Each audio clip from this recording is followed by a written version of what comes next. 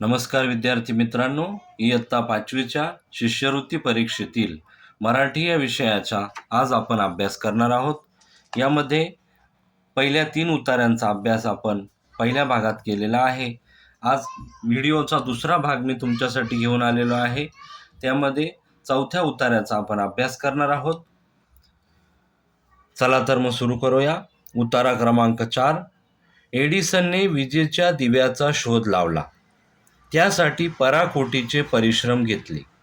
त्याला अक्षरशः शेकडो वेळा अपयश आले, पण तो थकला नाही, थांबला नाही. त्याची इच्छाशक्ती जबरदस्त होती. प्रत्येक अपयशानंतर तो नव्या जोमाने प्रयोग करीत असे. अखेरीस 1150 प्रयोगांनंतर त्याला यश आले. एडिसनच्या या शोधाने माणसाच्या जीवनात आमूलाग्र बदल झाला. एडिसनच्या मनात तीव्र इच्छाशक्ती होती, म्हणून तो यशस्वी झाला. इच्छेचे सामर्थ्य प्रचंड असते. आपण हे लक्षात घेतले पाहिजे. जो चालतो त्याचे भाग्यही चालते. जो थांबतो तो संपतो. धावत्याला शक्ती येईल आणि रस्ता सापडे. या उक्तीप्रमाणे हे सांगितले आहे की माणसाने सतत प्रयत्न करीत राहिले पाहिजे. अपयशाने खचून न जाता पुढे पुढे जात राहिले पाहिजे.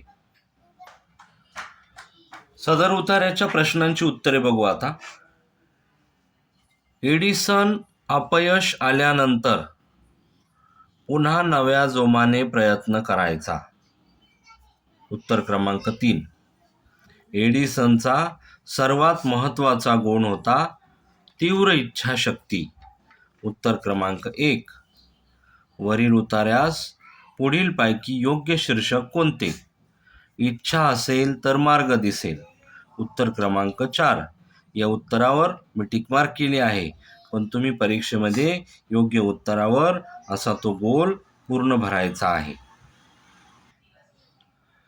उतारा क्रमांक 5 बघा.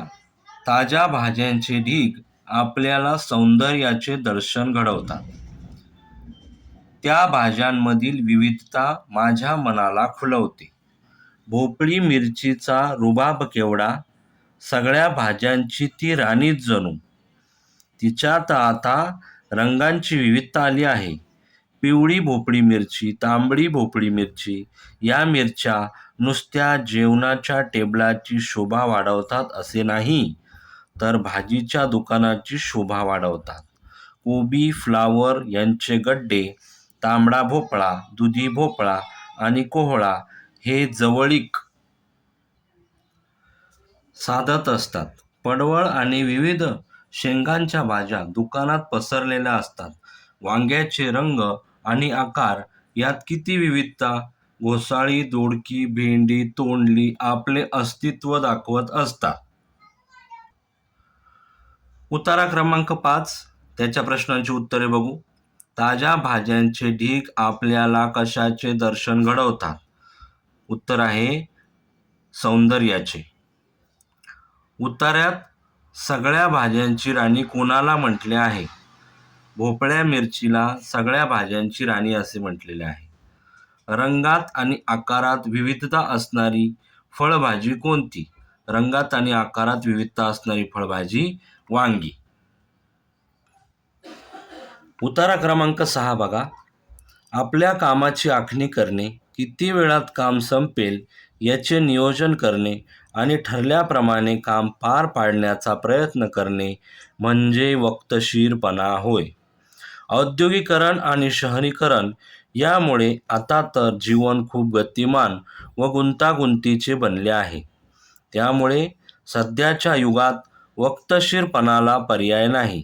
वेळेत काम पार पाडले नाही तर आपण फक्त आपलेच नुकसान करतो असे नव्हे, तर आपल्याबरोबर आपण इतरांचे नुकसान करतो. म्हणून आपल्या कामाचे नियोजन करून ती वेळच्या वेळी पार पाडण्याचा कसोशीने प्रयत्न करायला हवा. हाच वक्तशीरपणा होय. वक्तशीरपणा न पाळणे म्हणजे स्वतःच्या पायावर धोंडा पाडून घेणे होय. उतारा क्रमांक 6. त्याचे प्रश्नांची उत्तरे बघू. वक्तशीरपणा या मूल्याशी पुढीलपैकी कोणती गोष्ट योग्य नाही? सर्व कामे वेगाने करणे. पर्याय क्रमांक 4. पर्याय क्रमांक 4ला असा गोल करायचा आहे. पार पाडणे या वाक्प्रचाराचा उतारात आलेला योग्य अर्थ ओळखा. पार पाडणे म्हणजे पूर्ण करणे. पर्याय क्रमांक 2. वक्तशीरपणा हे मूल्य आपल्या अंगी न रुजल्यास टिंबटिंब स्वतःच्या हाताने स्वतःचे नुकसान केल्यासारखे होईल. पर्याय क्रमांक 4. विद्यार्थी मित्रांनो, माझा व्हिडिओ तुम्हाला आवडल्यास नक्की लाईक करा, शेअर करा, सबस्क्राईब करा, तुमच्या मित्रांना पाठवा. पुढील व्हिडिओ घेऊन मी लवकरच उपस्थित होईल. तोपर्यंत धन्यवाद.